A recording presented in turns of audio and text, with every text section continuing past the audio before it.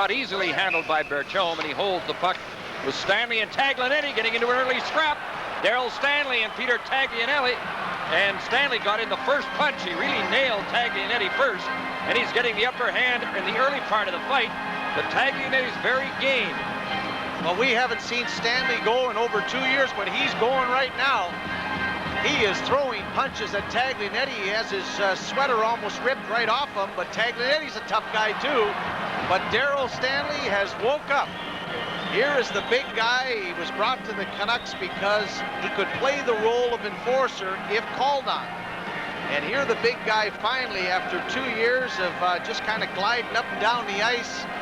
He quit on the team last year for about 2 months, but he scored a unanimous decision on Taglianetti as the two big guys went toe-to-toe right behind the Winnipeg net. We'll take a break in the Hello, everyone, and welcome to another very special episode of the 1973 podcast. We're here with former NHL player Peter Taglianetti. And Tags, I just want to say thank you from the guys, and we're honored to have you on the show. And, we're all local guys. We're Massachusetts guys, so we know that you're born in Massachusetts. You can't tell by the accent or anything. Yeah, I've had a few people chirp me on the show, and I'm all for it because we're all about the the old school chirping. So we'll have at it. So we always ask to start the episodes off with take us back to hockey as a kid and how the journey got you. At least we'll go the start to the college ranks. Yeah, so I was born in 1963, and everybody in Boston knows 1967 was a pretty big time when Bobby Orr shows up on the scene, right? So, I'm 4 years old, and in our neighborhood, I'm from Framingham, and during the day, like on a Saturday after or Sunday afternoon, I'm the only kid left in the neighborhood, and we're in the suburbs, but there's all kinds of kids around, but I'm like the only one left around, and everybody else was playing hockey at the time. And my parents didn't know anything about hockey, or, my dad was 56 when he had me. So he was a working guy, whatever. My mom had no idea about sports. And she literally thought I was going to get in trouble being by myself. And honest to God, she actually, somewhere along the line, she used to be a secretary for the guy who ran the hockey association in Framingham. And she made the call, and there was a waiting list to get in. And just by her knowing him, they got me in, and I started skating at the age of 5. So yeah, literally just to keep me off the street. And quite frankly, I was 5-6 years old. My mom took a life insurance policy out on me just in case I did something stupid. So that's what I grew up with. So obviously, Bobby, a huge influence as a kid. Yeah, hockey's huge in Boston, right?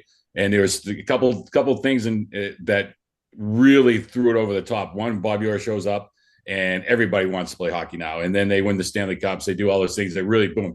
And then right towards the end of the 70s, the hockey started just tailing off a little bit. Bobby was hurt. He got traded away, and it was just kind of a lot, just like America, just like a laissez-faire type thing. And the 80 Olympics showed up and boomed it again. And you just had another renaissance of young kids playing hockey all of a sudden. And it goes through those cycles. And I got caught in the first one, and then the guys after me got caught in that second one. Yeah, that's me, definitely. I started in around 77. And I tell people that I work with that when I started, there was no cages. It was just the helmet. And then right after USA Hockey kind of got involved, that's when the cages came on. And I hate USA. I hate it's. Don't get me started. It'd be a whole nother hour podcast on those idiots. Feel free, because I have my issues too with USA Hockey over the years too. So take us to the high school and into the Providence College years. Yeah. So Framingham was a huge town. And we have 4 high schools. We had 4 high schools in our town, the 2 public schools, North and South, Marion, which is a Catholic school, and Keefe Tech, which is a vocational school. So all through youth hockey, there was in our age group, there was probably like 20, 22 guys who are always in there, type thing.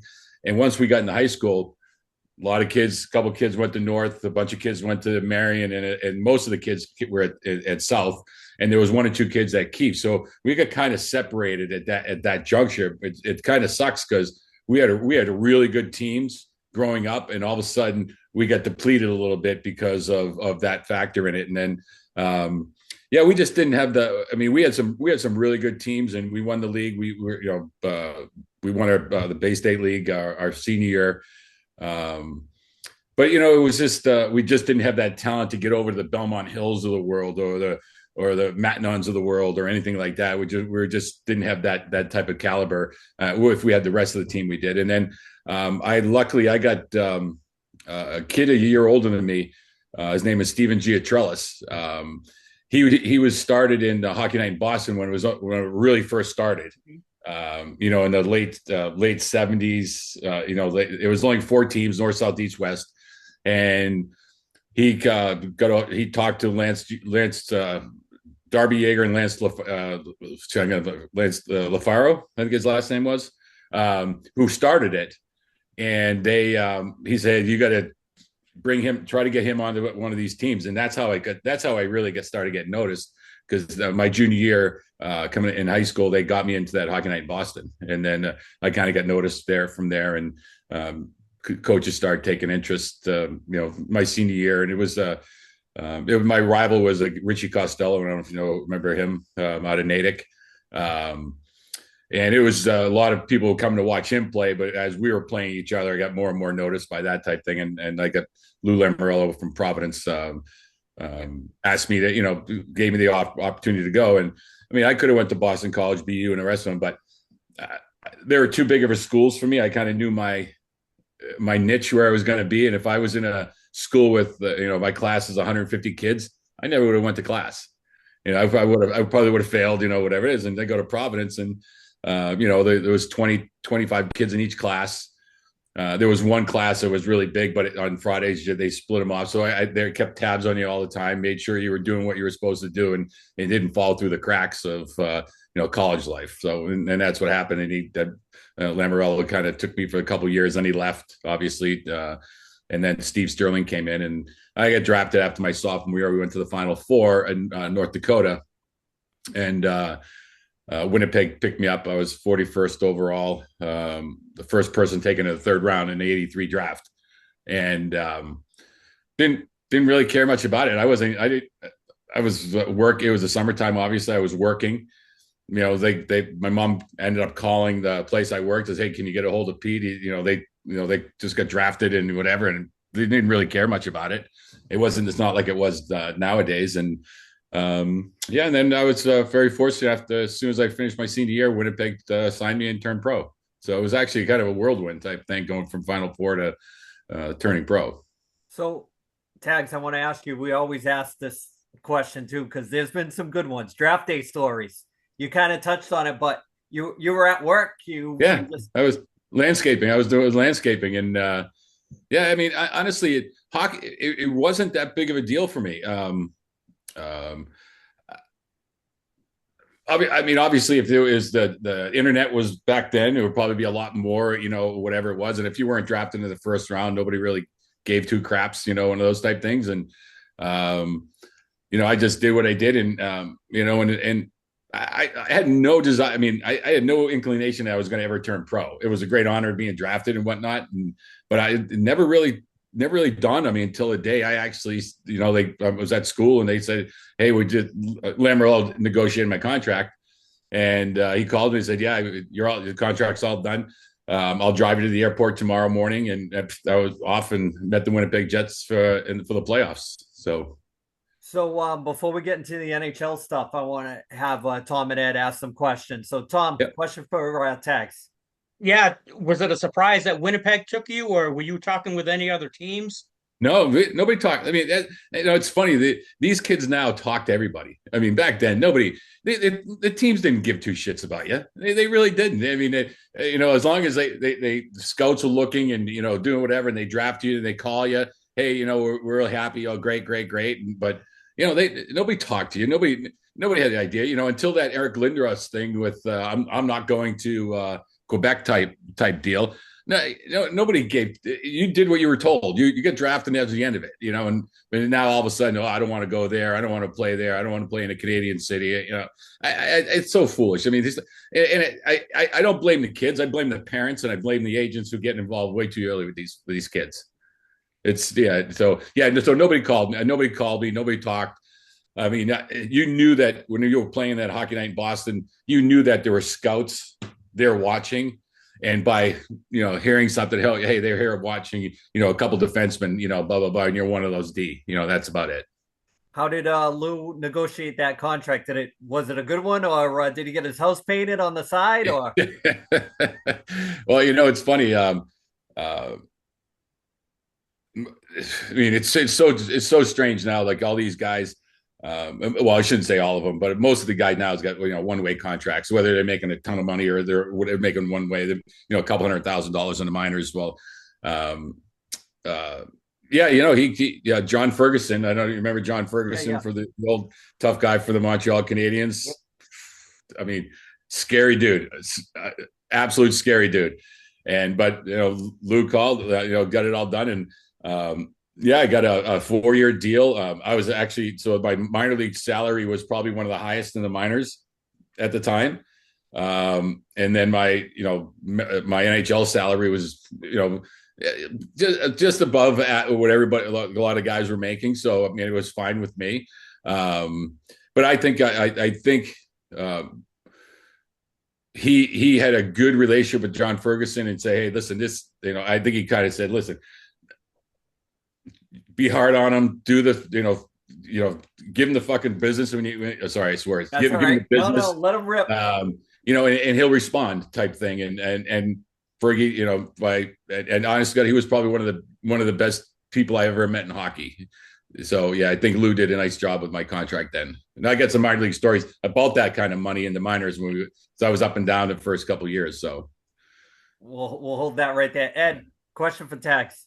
What was your favorite story that you have, or favorite experience from college hockey that it really stands out to you that that was really just a great time or a great experience? It's funny. I was talking to another couple guys from Providence, and the one thing we did not have as a team was a lot of camaraderie. Like now, you talk to the guys from BC, they always get together. The BU guys always together. They're always doing something together.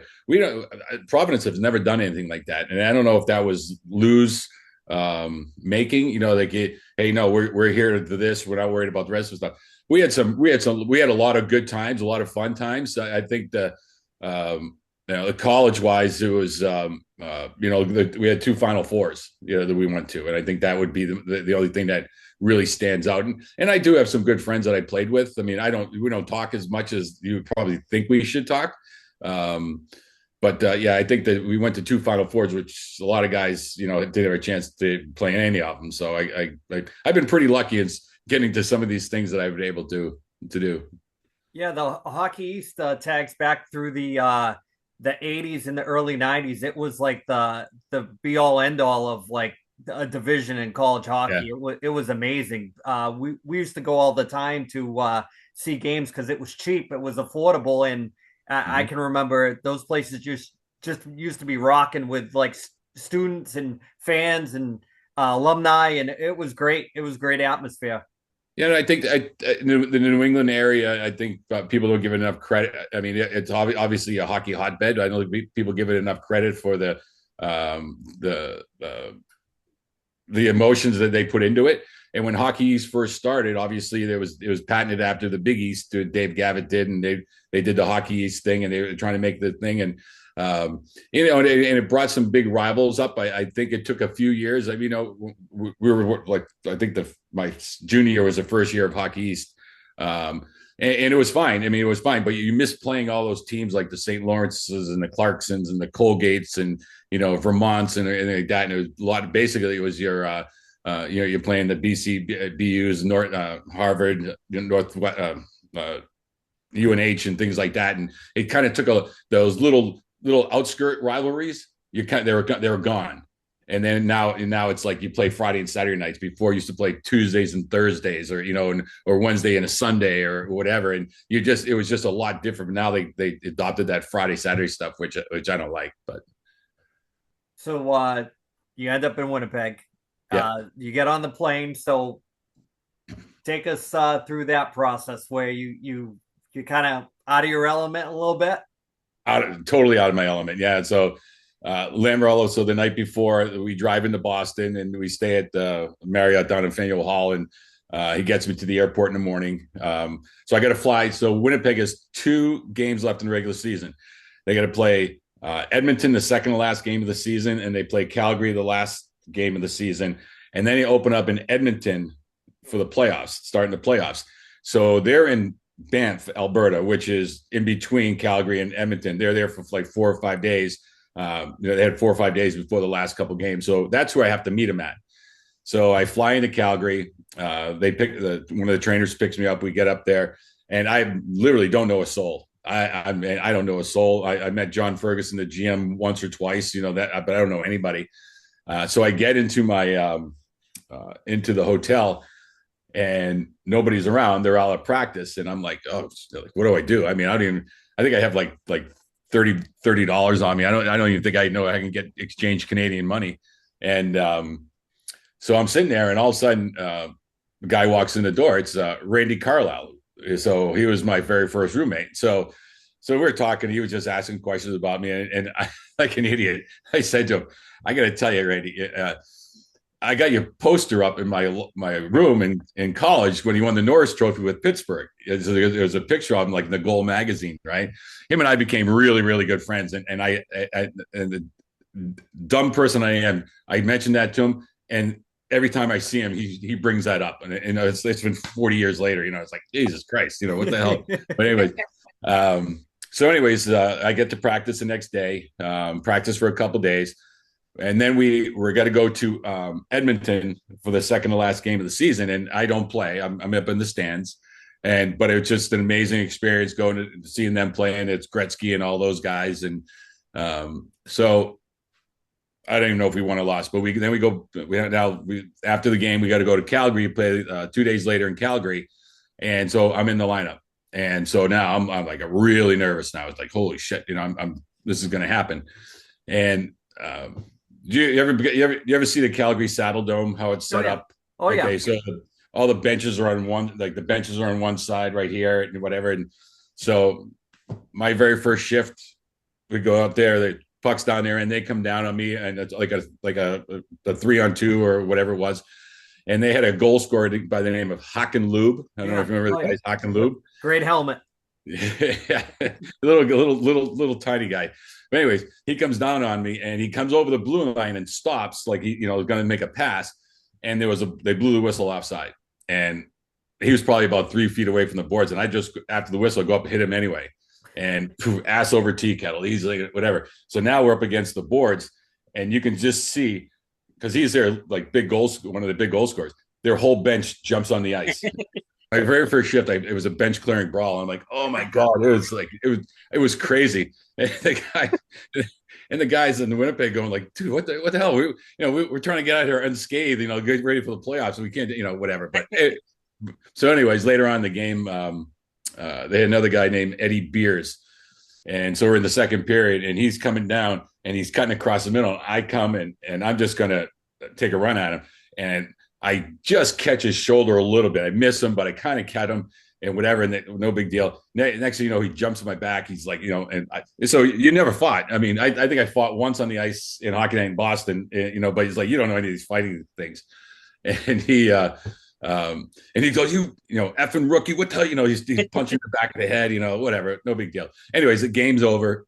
And so we're in there, and John Ferguson comes in, and he's got this big nose, and his head is huge, and he's like beet red, and he's going, and he's screaming, going, this is what I want. And he grabs me and he pulls me up and he goes, this is what I want. I'm like, this is, blah, blah, blah. So anyway, so to make a long story short,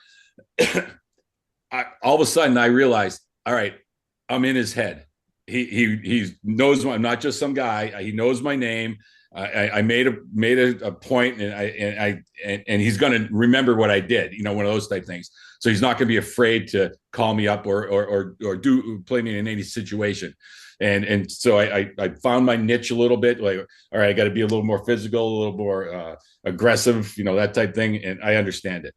And then so we go to Edmonton, and the very first game of the playoffs, I'm in the lineup. Now you're talking about scared to death. First round of the playoffs. I know the first 3-4 minutes I don't play. All of a sudden we get a penalty. They put me on the ice to kill a penalty. Here are the 5 guys that I'm playing against: Gretzky, Anderson, Curry, Messier, Coffey. Those are the 5 guys coming up on the power play. And I'm going like, oh shit. And I'm looking, going like, what the hell? They dropped the puck. It was kind of like a boom, boom, boom, whatever. And I got it, and I fired it down the ice, and I made a beeline for the bench. My whole first shift, it was maybe like 12 seconds long. I'm going to be like hyperventilating. I'm like, this is crazy. Anyways, but yeah, that was my the first 2 times in the NHL playing. Yeah. So it's kind of crazy. So was there a rookie like moment where it was like a come to Jesus moment, like welcome to the NHL moment? Do you have one? I think it's I don't know if at that particular time I didn't have one, but I will tell you what really opened your eyes, that you're playing against men now. You're not in college, whatever, and all these guys are, even the smallest guys, a solid rock, 190 pounds, and it's like, oh Jesus, and good balance. And I think that's one of the things that I had going for me. I had good balance, so I wasn't afraid to get hit because I was able to stay on my feet a lot. I think the come to Jesus moments was like one of the first times I got into a big fight, and yeah, it was just so here's the one that literally puts in like, what the hell am I doing here? I mean, this is the dumbest fucking thing in the world I'm doing. So the next year I'm up and down in the minors, whatever, and we go into play Baltimore, the Baltimore Skipjacks, right? And so Winnipeg and Montreal shared a farm team in Sherbrooke. That's where we were. So like half was Winnipeg, half was Montreal. And so we had, I don't know if you remember Dom Campidelli. Yeah. College. Yeah. Scotty Harlow from Boston College, Kevin Houle from Boston College, Scotty Sandelin from Duluth.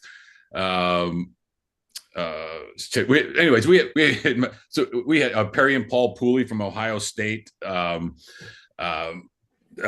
Dan McFall from Michigan State. So we had a bunch of college kids on our team, and then there was the Montreal. They had maybe like 3 or 4 career minor league guys down there all the time, and whatever. So anyways, we go into Baltimore, and it's literally right out of Slapshot. There was a guy named Gary Risling. I don't know if you remember Gary Risling. Oh, yeah. He had no teeth. He had hair. He just snarled. He had like 2 bottom teeth, and that was it. He's snarling at you. They had Bennett Wolf, Wally Weir. I mean, it was absolutely crazy. And we're sitting there like Dom Campidelli and I were partners, and we're looking at it going like, what the fuck we go to 4 years of school for? What, Jesus Christ. It was so scary. It was like, wow, what the hell is going on? And then it was just a shit show because they had a bunch of fighters on their team. And, and then we had a couple tough guys too, but it was like, they had like 9 deep of tough guys. Yeah. And that was that one come to Jesus moment. Like, what the hell are we doing here? And every time we get on the bus or going somewhere, and Dom would be sitting next to me going like, why am I here? I can't believe I'm here. And we just laugh. We just sit, but they made our rookies sit together in a bus, we just giggle the whole time to each other. Tom, question for Tags. Sure. Did you have anyone that kind of took you under their wing and mentored you? I know you mentioned Randy Carlisle. Was he the one, or was there somebody else? No, Randy was, and Randy did. And I'll tell you, the best thing that happened to me was I was far away from the New England area. I was in a hockey market where, everybody knew, like, where in Boston, the Boston Herald or Globe, the first 5 pages are all, whatever, like a football season, and then they get a little, even in the summertime, the first 5 pages of the Winnipeg Sun was hockey, this, that, and everything. So you were right in this thing, and you needed to know the ropes. You figured out about yourself. But a guy like Randy Carlyle, who was my defense partner, he would just come out and say, like, hey, this is not complicated. It's not rocket science. Come on, do these things, whatever it is. And as soon as I got a little full of myself, he would just like, hey, shut it down. No. This is your job. This is what you do. And you kind of work your way through it. And then as you grow, you get a little more liberty. He kind of gives you a little more leash type thing. But off the ice stuff is where he really mentioned, you can't be going out every night. You can't, don't blow your money. Don't do all these things, blah, blah, blah. Just because I've been in the league for 10, 12 years. You guys can't do this. And he did it for a lot of guys too, which is really, really good. And it was getting traded out of there was sad because I lost a lot of really, really good friends. We had a really good team and really good guys. And that was one guy I probably missed the most once I left there, because he literally kind of give you that little solid base to lean back on. Ed, question for Tags. Go Tags. Tags, who was the toughest guy that you played against? Just when you saw him step out on the ice, you were just like, man, this is not going to be a fun evening. Toughest or the scariest, or what? I'd say both. Because they can be different people. So yeah, no. Obviously the scariest guy we ever played against was Bobby Probert. Just because he'd be like totally fine, and just all of a sudden, and it just like, oh shit, and he was scary. He was a scary dude. We were in Winnipeg once, and he he took a shot and his stick broke, and he was all like, he was mad, and he was going, and Dale Harachuk skates by him and goes, what the fuck's wrong with you? And he snapped. He just snapped, and he went after Dale, and then we're all on the ice, so we all have to go in, and luckily Paul McLean, Big Mac, squared off with him, and I got Lee Norwood in the corner, and then it was just but he was the scariest dude. When you walked in, you're like, all right, where is he? What's he doing? It's almost like, hey, how you doing, buddy? Just keep going. Good job, whatever. There were a lot of guys. I'll tell you, the guy who every night I played against him, I knew I was going to get banged up pretty good.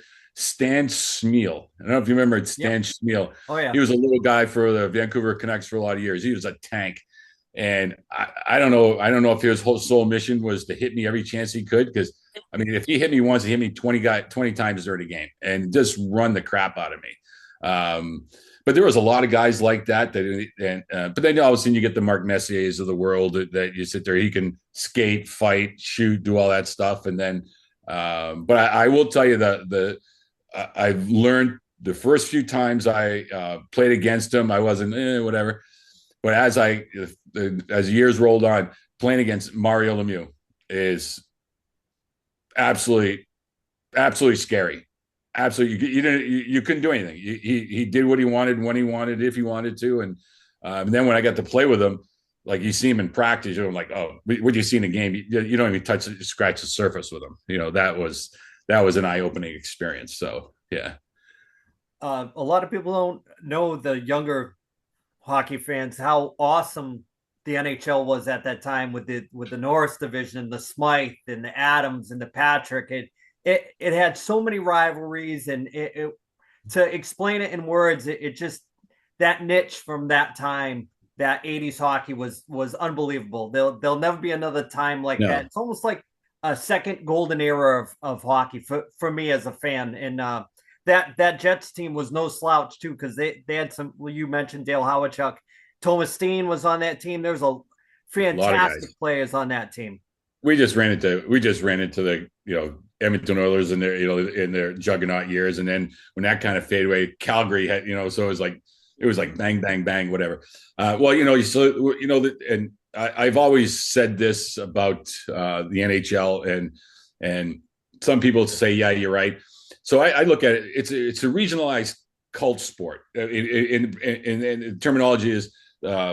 You have regions that are really pocketed. Obviously it's better now, but back then it was New England, it was Michigan, it was Chicago, whatever. It had little pockets of it, and the divisions kind of mimicked those things. So the Spike division, it was pretty much all skating. It wasn't real. It was physical, but it wasn't really, really physical.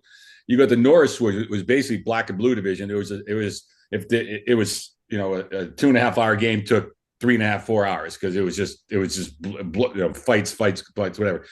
You get to the Adams division, it was a dump and chase. They built the teams around dumping in, chase it, grind in the corner, throw it out in front, and you kind of scramble for a goal.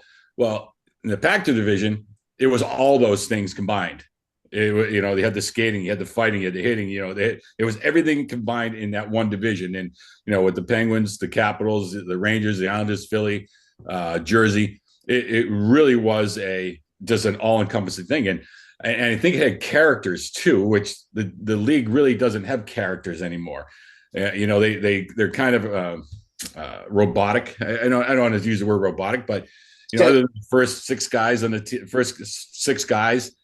the bottom six, you can take six guys out of the minors and plug them in, and there's no difference. They're all exactly the same.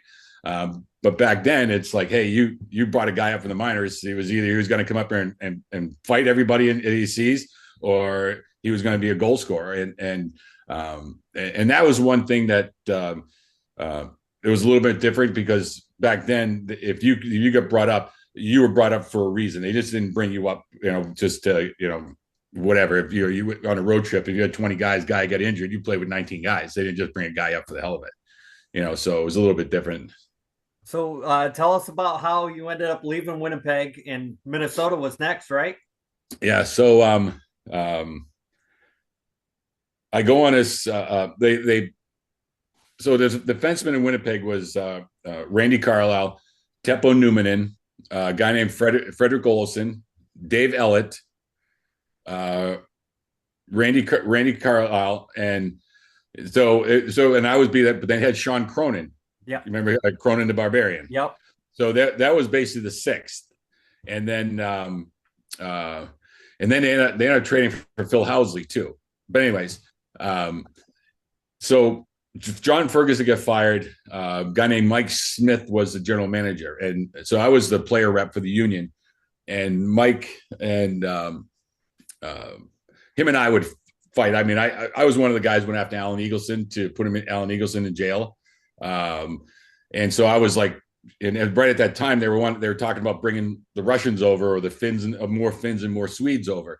And they had this, they had a transfer fee of $200,000 they had to pay to whatever team they were from to come over here, then pay the salary. And I used to argue with Mike Smith all the time about it. So why are you spending all that money? I mean, a lot of these guys come over and they're not the superstar. If they're a superstar, great. But if they're just an average guy, we used to argue all the time about Russians coming over. And so actually that year I had the very first Russian that came over was with the Winnipeg Jets. And his name was Sergei Harin. And in training camp, Mike Smith, to bust my balls, made me room with him. Just he literally, I got my room assignment. I'm like, look at him, and he's in the corner, like snickering, going, one of those type things. But anyways, so he pulls me in. He says, "We're going to trade you." I said, "All right, Mike, listen, I don't want to stay in Canada." I said, "If you want me to be the seventh defenseman here, I'll stay here and be the seventh defenseman. I don't want to go anywhere else in Canada. But if you can, move me to the States." He said, "Okay." So. They were in the exhibition season, and so obviously they, don't come to the game, or whatever it is the game that night. And I get a phone call, and it says he says, "Hey, we traded you to Minnesota," and it's like, "Oh, great, Bobby Clark's going to call you." And I said, "Okay." And so we had just had I have two sets of twins. So my first set of twins, I have at the time he was a 2-year-old, and then I have a set of twins. And so we're trying to figure all this stuff out. And they said, "All right, we'll give you a few days, get your stuff together, and then come down." I said, "Okay." So I get down there, and it was, I thought it'd be a really good experience going down there and playing. I knew some of the guys, but it was just miserable. It was, from Bobby Clark to Bob Gainey to Doug Jarvis to Andy Murray, who was the coach.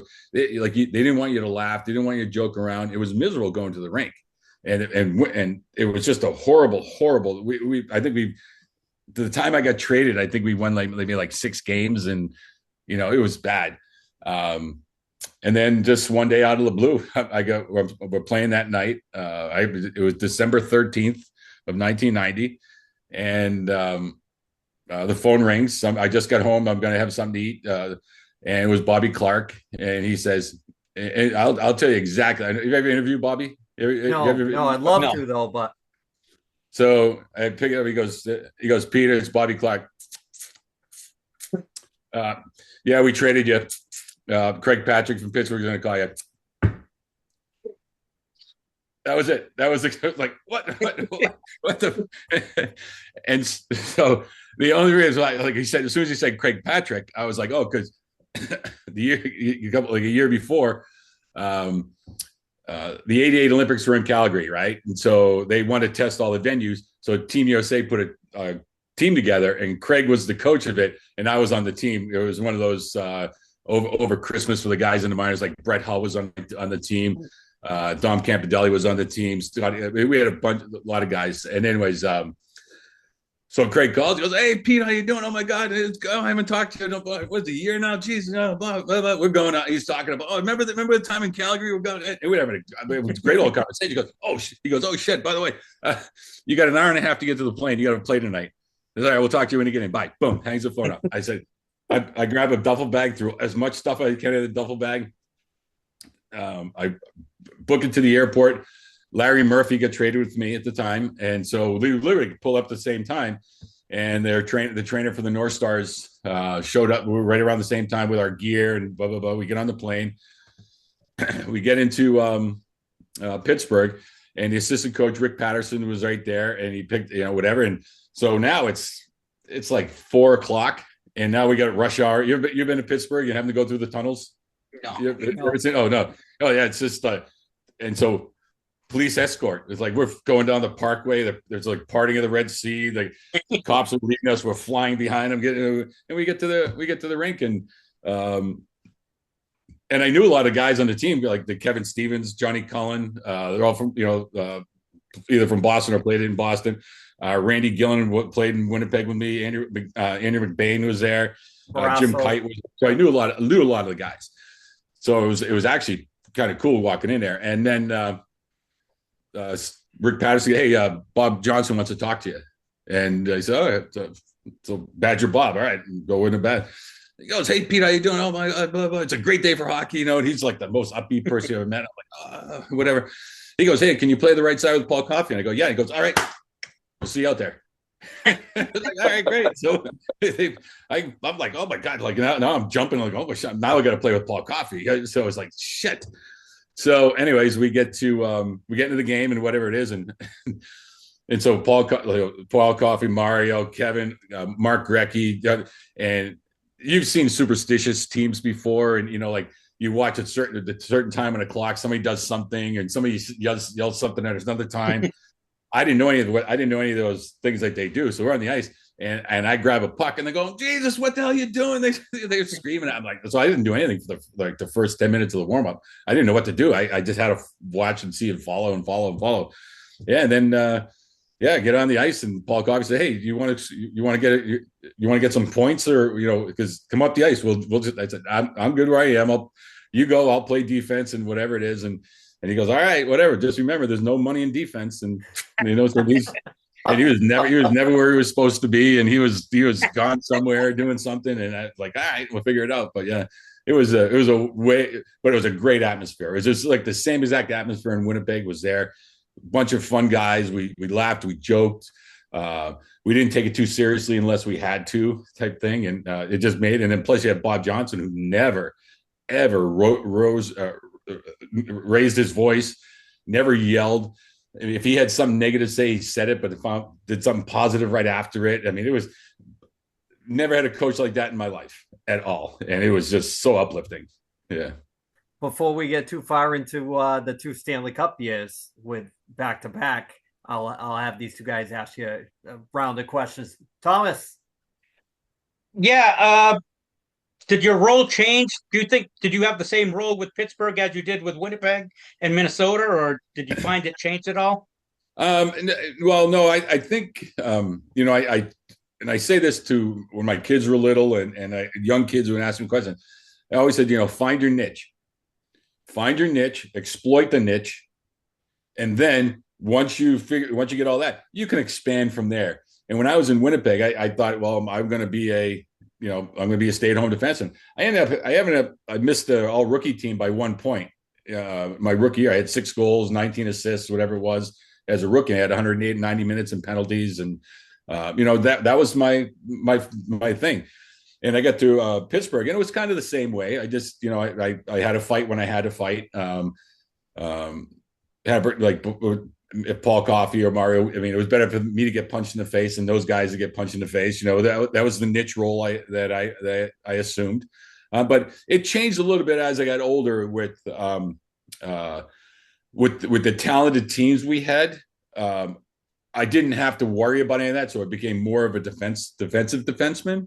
I didn't really care about any assists, and I cared more about the puck plus minus parts of the game, and that's what I really concentrated on. So 1 year, I think I was plus 26, and Paul Coffey, my defense partner, was like minus 19 or whatever it was. So it was like a little bit of a. So that's what so my contract, I structured my contracts of the plus minuses of the work, and if we made the playoffs, first round, second round, third rounds, and things like that. That's the way I structured my, they if I won the MVP, they tell me first contract, if I won the MVP, I'm like, what the hell is this crap? Yeah. It was a waste of a tree to put that on there. Ed, question for Tags. Sure. As your career went along, like, how did you prepare for the season when you first were right out of college, and how you guys trained in college, and as you kind of progressed? A lot of guys that we've talked to, as their careers progressed, they kind of changed how they trained. Also, exercise science kind of became a little bit more into the game as the 80s and the early 90s came into play. Yeah, it's funny. I laugh at some of these guys that get a pulled muscle and whatever it is. Like pulled muscle. It was nobody had pulled muscles when we played. Either blew your knee out or something. You broke a bone. You didn't pull a muscle. But these guys train 12 months out of the year now. Maybe they take a few weeks off here and there, but they train all the time. And it's funny because you worked out in the summer. You did your thing. We're aerobically based athletes, but we have anaerobic capabilities, which is we can go those short spurts, and then we can recover very quickly because we got that aerobic, whatever. And that's how we trained. You lift your weights, you go for your long runs, you do your sprints on your bike, blah, blah, blah. And that's how we train to do our thing. And basically training camp was to get into shape. Like a lot of guys, they put their skates away at the end of the year. They didn't touch them. Maybe 3 weeks ago, 3 weeks before camp, they put their skates on. And that's basically what it was. We didn't do this all, go to these camps in the summertime or anything like that. And you got into shape as you went. And it's funny is that if you talk to any of the guys from that era in training camp, you'll see the rookies, right? They're like full of piss and vinegar, right? They're up here, and all the veterans are down here. And as training camp goes, you can see, and they realize what it takes to get to the very first game where all the rookies and the first couple of years, they kind of fall off to the side. So we kind of had that mindset of, all right, we're in shape. We're not in really game shape, but we have, 3 weeks to getting in shape. And that's what we did. But now with the science and the diets and the chefs they have, and so one of my sons is the head equipment manager for the Penguins now. And so so I was just in Pittsburgh, and our grandson, who's 3 years old, skates, whatever. So we're down watching them, and the chef's out there talking, hey, we're going to make this for him this morning. And, lunch, we're going to do this, and the dinner, we're going to do what? It's like you stop and get some French fries at the McDonald's and cook the hamburger at home. That's what we used to do, Yeah, it's way different now. So, but it changed that we were more, we were very into riding bikes as my career got going. We lift and maintain, but We rode before the game, before practices. We rode after practices. We warmed up before games. We rode hard after games to get the lactic acid out. So those little things creeped into our nomenclature as we got older. And right after I left, in the 97, 98, they really started getting into that sports science stuff, which is before it was nobody wanted to do player metrics. It was like I forgot who it was. Somebody in Buffalo was doing player metrics, blew his knee out for the season, gone for the season. And then like pretty much every NHL team said, all right, nobody's doing player metrics. And now what does everybody do? They're all doing player metrics. Yeah. So who knows? So Tags, I got to ask you, those 2 Stanley Cups, I'm going to jump around with this one, but how sweet was it beating Minnesota after the story you told me? Oh, it was unbelievable.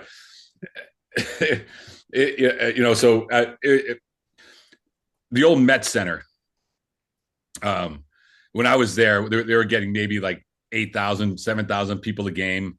And the guy who bought him, Norm Green,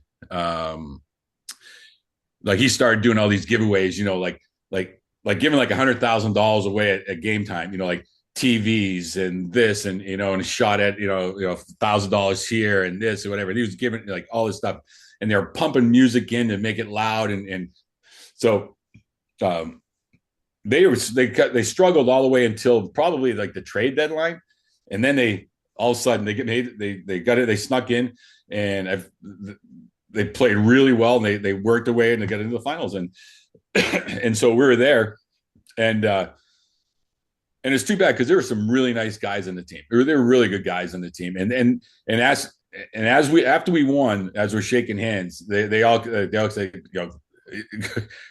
we're happy for you, but they're sad for themselves, but they're happy for you because you get out of here, because that's how they were miserable, absolutely miserable there.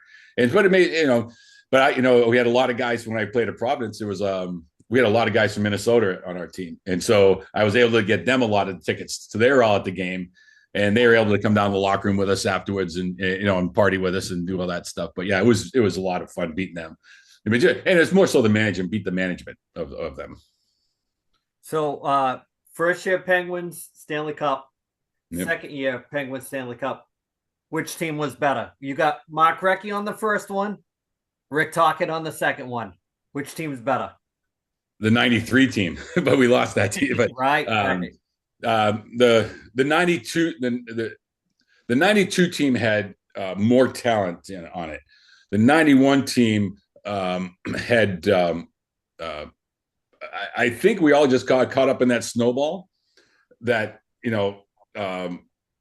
so Larry Murphy and I got there in December, and we still kind of struggled a little bit, and then they made the trade for Ronnie Francis and Ulf Samuelsson and Grant Jennings, and they brought in Scotty Young. I know you remember Scott Young. Yep. He was there.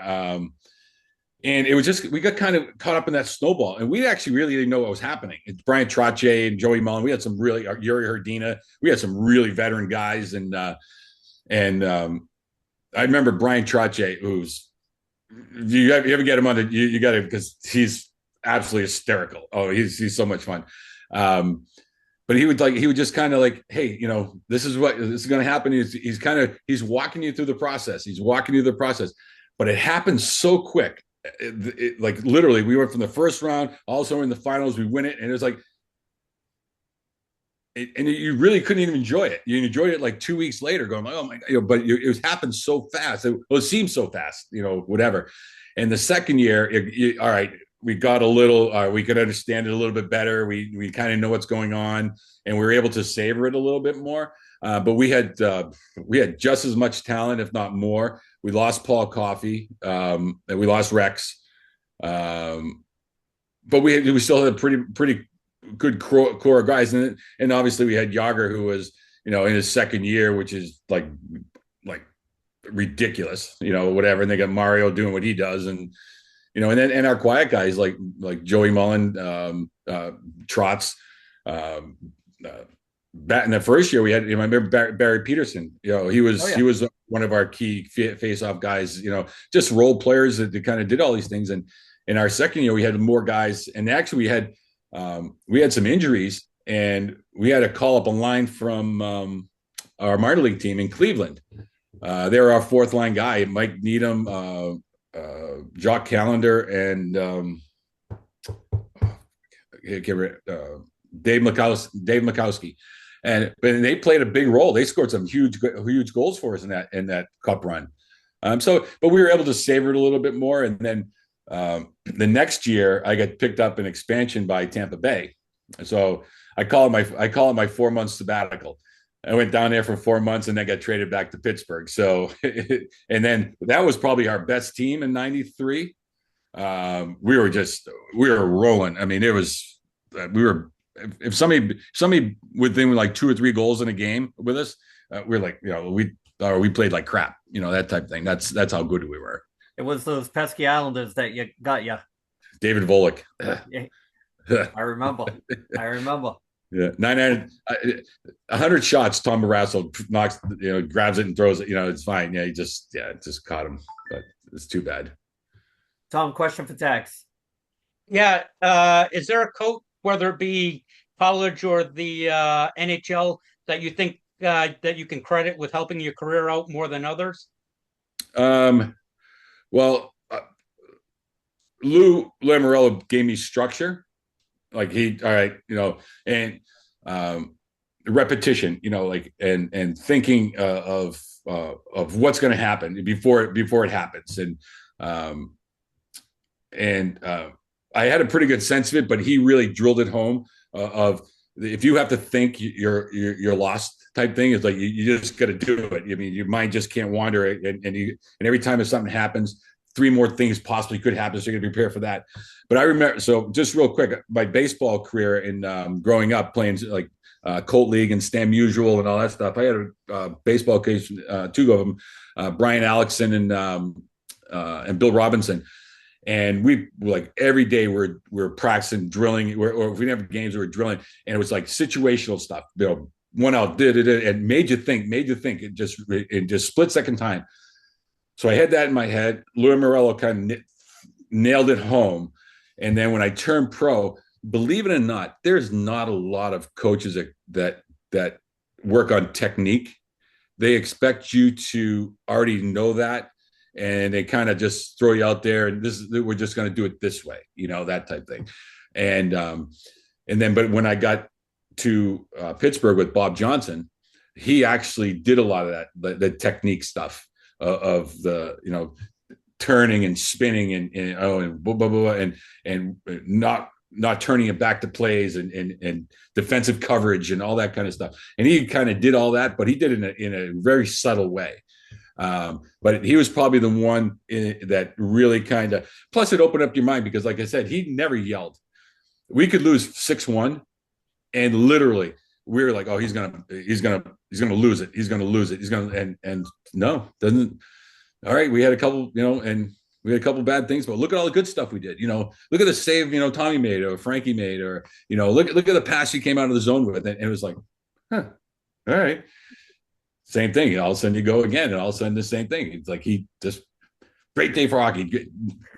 Great day for hockey. Great day for hockey. Blah, blah, blah. No matter what happened. Great day for hockey. Yeah, if you see a Western, let's go see the Clint Eastwood movie on tonight. The hockey.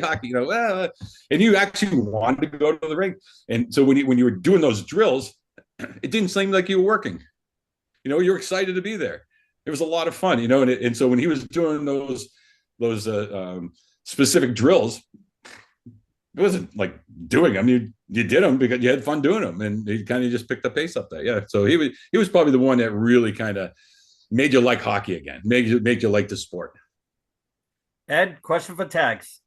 Well, I'd like to say, take us through what it felt like after all the years of hockey to be handed the Stanley Cup, and how did that feel? Like, just, after all the journey, all the time at the rink, all the, the bus rides and the plane rides and everything. Kid from Framingham.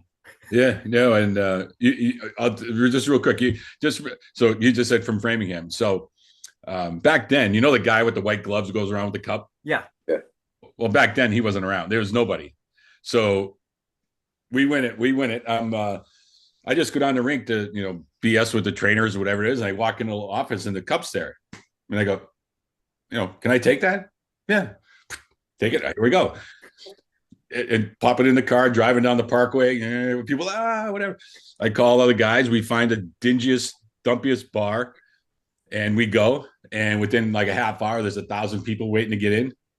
And so we let the guy make some money. We take it to another bar and do all these things. But anyways, so one day I call.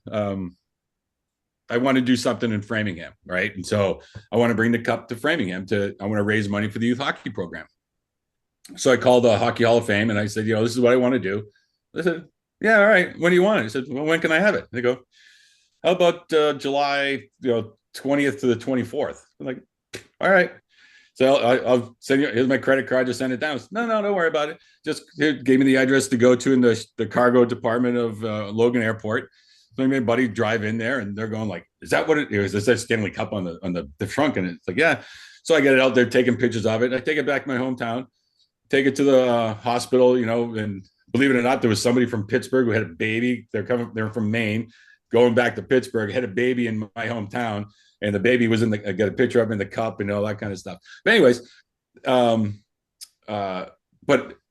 it was like I was like the first person to take it home when now they do it all the time. But I was like the first person to take it to my hometown. If you had it in Pittsburgh, everybody took it in Pittsburgh. They just said, had a party at their house or whatever it is. But I was the first one. Yeah, I'm going to take it to my hometown. So I had it for like 4 days in my hometown, just nice. Goofing around with it. Yeah, they just patch it up and send it back again. But lifting the cup, the first thing happened to me when I lifted it. I thought about the guys that I played with that haven't gotten it. The Randy Carlyles of the world, the Dale Harachucks, the Thomas Steens of the world, who were, Thomas Steen is probably the most underrated hockey player you've ever met in your life. I ever heard of. Dale Harachuck was just a superstar, an all-around great guy. Randy Carlisle, with all his stuff he did, and it was just that was like the first thing that hit me. Is like, oh my God, I can't believe I did this, and they've been part of hockey lore for way longer than I have, and the stuff they did, and it was kind of, but about 2 weeks later is when it really hit you that, oh my God, you're able to settle down a little bit, and you get your kids over there, and you got pictures with them in the cup and whatever, and then it was like, oh shit, this is actually for real. And then it just.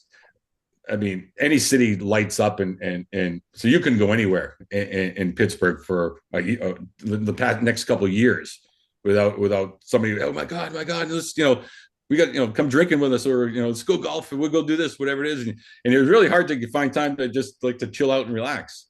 But yeah, it was fun though. My liver took a beating. So funny story. We had Bill Ramford on, and he won the year before you did. Yeah.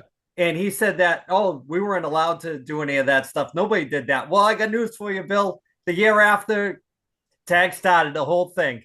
So I don't have it's up. So, the lore of the Stanley Cup and all the goofy shit that's happened with it. Oh, yeah. Blah, blah, blah. So it was a Sunday night because no place was open. And we're like, where can we go? So we all go back to Mario's house in Mount Lebanon, and I think they knew somebody who owned a bar. They went and got beer. They got us a bunch of booze and beer and stuff like that. We're having a party, and next thing, like, we're all annihilated, and the cup's in the bottom of the pool. It was like if you, it's like 45, 50, but it's awkward, and so it's, even when it's like not filled with water, it's kind of heavy, kind of goofy. And so my wife at the time, we were the only camera, but we couldn't hold our breaths long enough to go down and get it because we were too drunk. So two guys had to dive down and hold their breath for as long and kind of roll it to, go up the little thing.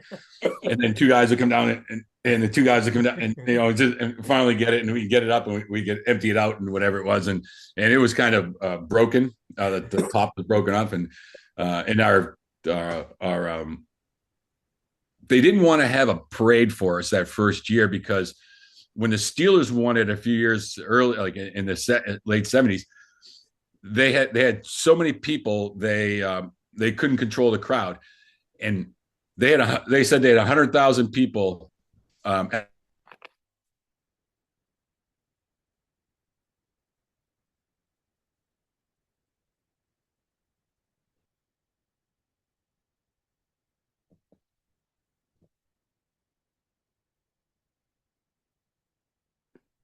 It was both. It was just they had it like glued on with super glue so it wouldn't fall off. But yeah. So, Tags, how did you know when your career was starting to wind down? The easiest way to put it. Your body. I mean, I have had a lot of surgeries. I mean, I was injured. I had the way I played. I mean, I took hits, gave hits. You just see it. I mean, you knew it. I mean, you would like to play as long as you can, and then finally, it's.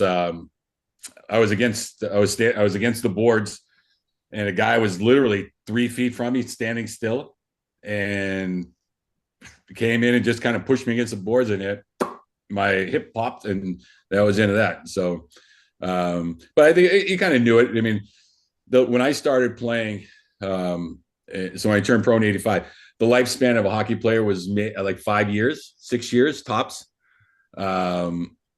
And then expansion came and kind of pushed that to 8 years. And so they kind of 8 years, 9 years. So when I made it 12 years, now I guess went back down because of the salary cap. The superstars are going to keep playing. The bottom guys and the middle guys get taken out now. So I think it's probably back down to like 7 or 8 years now. But yeah, who would have thought I would play 12 years? I mean, so win a couple of cups, had some great experiences, and yeah. But I think you kind of know you're a little bit slower than you think you are. And I mean, maybe if this technology and this training, after the fact was around, could have lasted a little longer. But yeah, But the worst part is the guys who chase it and chase it and chase it, and all of a sudden. I mean, I was done at age, 33, 34. So I was able to have another life. And a lot of guys who chase are the ones who get into trouble that now they got to play catch up to now when they try to get a job, they got to compete against a 22, 23-year-old, and you're 44, 45, whatever it is. And you kind of get into that tailspin of a lifestyle and see a lot of guys, getting into that. And as soon as I get out, got a job. I did the broadcast. I was able to do the broadcast, but I was able after that get a job and do my thing and whatever, and make a pretty good life of it. So I can't complain. So as we start kind of winding down, as we hit that hour mark ish, I'm going to have the guys ask like one more round of questions. Tom, question for Tags. Sure. How'd you get into broadcasting? Was that something you wanted to do, or is it just? I had I think all athletes have that mentality that they want to stay in the sport for as long as possible, or whatever, whether it's playing, coaching, or whatever. They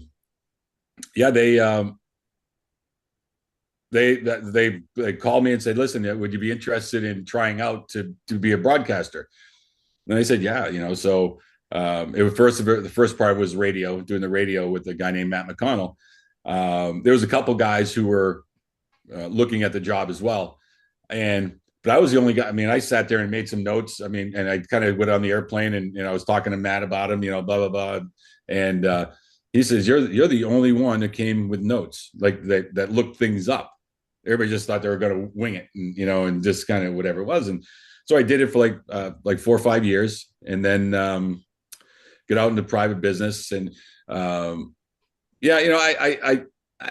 don't know if I want to stay in that life. I mean, obviously some guys make a really good living at it, but if I wanted to stay in that life, I would have to pick up and move a lot. And I had five kids, 2 sets of twins, and I was not going to pick me leave and them by them at home, or pick them up and keep moving them. And I just said, I'm not doing that to them. They moved enough when they were babies. I'm not going to do this now. They got a good group of people and they were friends with.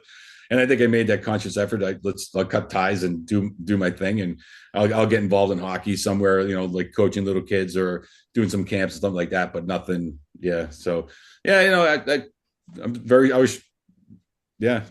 was, I loved it, but I'm glad I got out of it. My body, I was able to heal instead of doing all that kind of stuff. So yeah, a little different.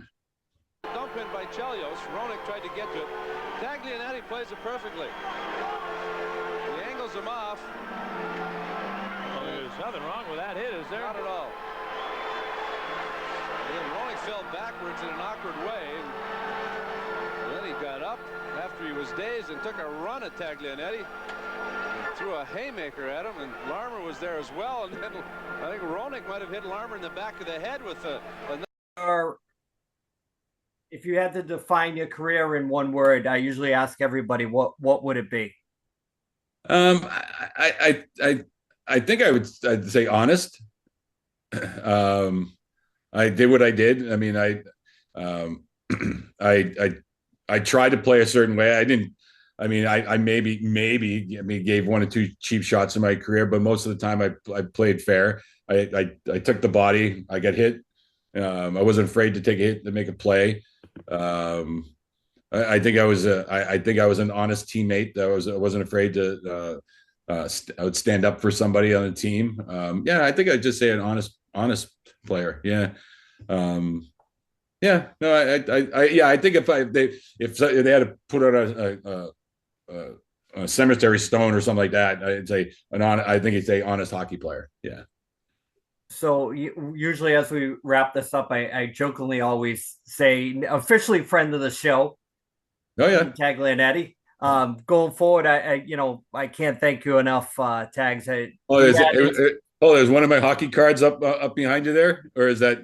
I got a ton of Bernie Parent stuff. Bernie passed, and we were talking about him on our weekly podcast. So I put up a bunch of stuff behind me. So I'll tell you the other thing that just real quick, and what bothers me now with most of the young guys now, they have no idea about the legacy of the NHL.